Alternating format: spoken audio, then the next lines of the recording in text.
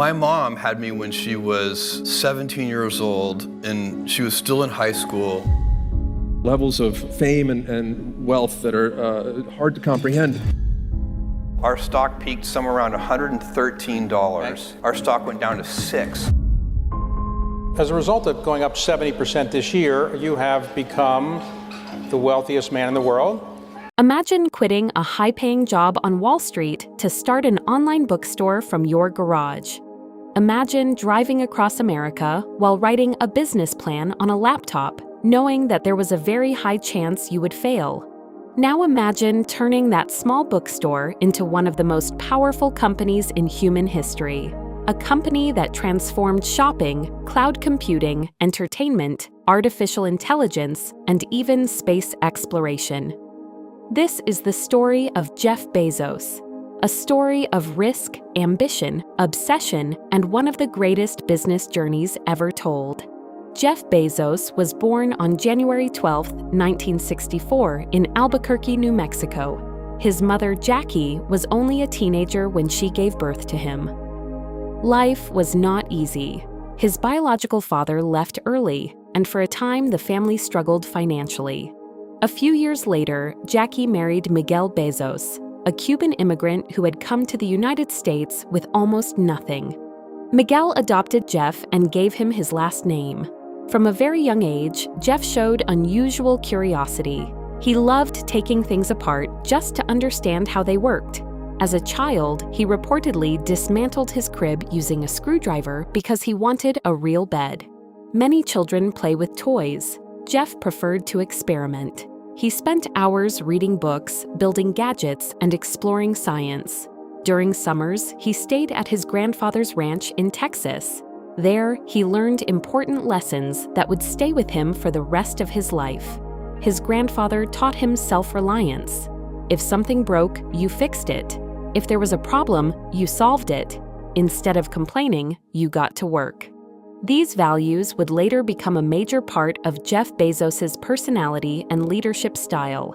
At school, Jeff excelled academically. He was known as one of the smartest students in his class. He loved computers, mathematics, and science. By the time he graduated from high school, he was already dreaming about the future. Unlike most teenagers, his vision extended far beyond getting a good job. He was fascinated by space. He imagined millions of people living and working beyond Earth. This dream would eventually lead him to create a space company decades later. After high school, Bezos attended Princeton University, one of the most prestigious universities in America. He studied electrical engineering and computer science. At Princeton, he quickly proved himself to be exceptionally talented. When he graduated in 1986, he received offers from several major companies. The technology revolution was beginning, and talented engineers were in high demand. After graduation, Bezos worked in different technology and finance companies. His intelligence and work ethic helped him climb the corporate ladder rapidly. Eventually, he joined a Wall Street investment firm called D.E. Shaw. The company was known for hiring brilliant people. Bezos stood out even among them. By the age of 30, he had become one of the firm's youngest senior executives. Most people would have considered this the ultimate success: a prestigious job, a large salary, a bright future. But Jeff Bezos was not satisfied. He saw something that would completely change his life: the internet. In the early 1990s, very few people understood how important the internet would become. Most people viewed it as a niche technology. But Bezos noticed something remarkable. Internet usage was growing by more than 2,000% per year. That number shocked him. He immediately realized that opportunities of this scale do not appear often. He began searching for business ideas that could take advantage of the internet's explosive growth. After extensive research, he identified books as the perfect product. There were millions of book titles available. No physical bookstore could stock them all, but an online store could. The idea seemed simple: create the world's largest bookstore on the internet. Yet there was one problem. To pursue this idea, Bezos would have to leave his secure and highly successful career. Most people would have stayed where they were. The risk seemed enormous, but Bezos later developed what he called the regret minimization framework. He imagined himself at age 80 looking back on his life. Would he regret trying and failing? Or would he regret never trying at all? The answer was clear. He would regret not taking the chance. So, in 1994, Jeff Bezos quit his job and left Wall Street. Together with his wife, Mackenzie, he drove across the United States toward Seattle. During the trip, Bezos worked on his business plan. He knew there was no guarantee of success. In fact, he estimated there was a very high chance the company would fail. But he believed the opportunity was worth the risk. When he arrived in Seattle, he started the company in a garage. Like many famous startup stories, the beginning was humble. There were no luxury offices, no giant teams, no billions of dollars. Just a small group of people working tirelessly to build something new. Originally, Bezos wanted to call the company Cadabra. However, he later changed the name. He chose Amazon, inspired by the Amazon River, the largest river in the world. His vision was to build the largest store in the world. The name fit perfectly. In 1995, Amazon officially launched. At first, it sold only books. Orders began arriving almost immediately. Every time a customer placed an order, a bell rang in the office. At first, the team celebrated each order. Soon, there were so many orders that they had to turn the bell off. The business was growing rapidly. Customers loved the convenience. They could browse thousands of books from home. This was revolutionary at the time. Traditional retailers did not fully understand the threat. Many believed online shopping was just a temporary trend. Jeff Bezos disagreed. He was thinking decades ahead. His philosophy was simple. Focus obsessively on customers. Everything else would follow. This customer obsession became Amazon's defining principle. The company continuously improved its website, delivery systems, and customer service. Instead of maximizing short-term profits, Bezos reinvested heavily into growth. Many investors criticized him. Amazon often reported little profit despite increasing sales. Critics argued that the business model would never work. Some even predicted the company's collapse. Bezos ignored the criticism. He focused on long-term value rather than short-term approval. Then came the dot-com crash.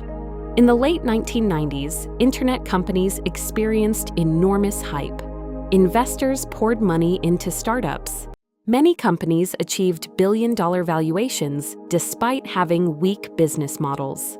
When the bubble burst in 2000, countless companies disappeared. Stock prices collapsed. Investors panicked. Amazon's stock also suffered dramatically. At one point, it lost more than 90% of its value. Many people believed the company would not survive. But Amazon was different. Unlike many internet startups, it had real customers and real revenue. The company endured the storm. As competitors disappeared, Amazon emerged stronger. This period proved that Bezos's long-term strategy was working. Over time, Amazon expanded far beyond books. It began selling electronics, clothing, toys, household goods, and nearly everything else imaginable. The company's mission evolved from being the world's largest bookstore to becoming the world's everything store. Millions of customers embraced online shopping. Amazon continued to grow at an astonishing pace. Then Bezos made one of the most important decisions in business history.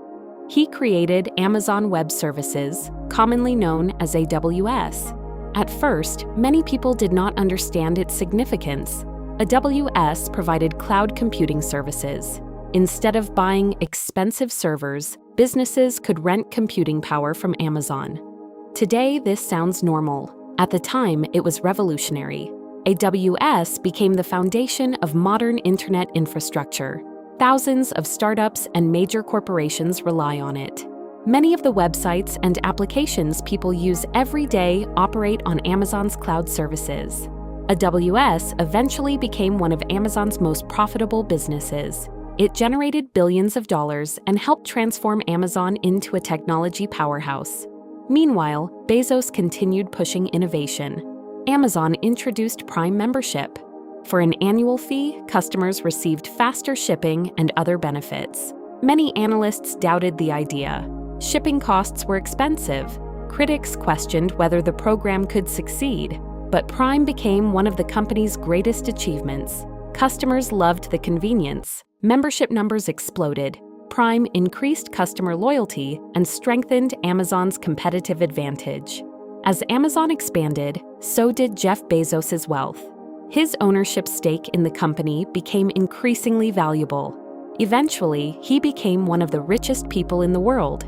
But wealth was never his only ambition. Remember the dream he had as a child? The dream of space. In 2000, Bezos founded Blue Origin. The company's goal was ambitious: to make space travel more affordable and accessible. Bezos believed humanity's future depended on expanding beyond Earth. For years, Blue Origin operated quietly. Unlike some other space companies, it avoided publicity. The company focused on research, development, and long-term progress. Many people underestimated it, but Bezos remained committed. He reportedly invested billions of dollars from his Amazon fortune into the project. He viewed it as one of the most important missions of his life. As the years passed, Blue Origin achieved significant milestones. It successfully developed reusable rocket technology and conducted human spaceflights.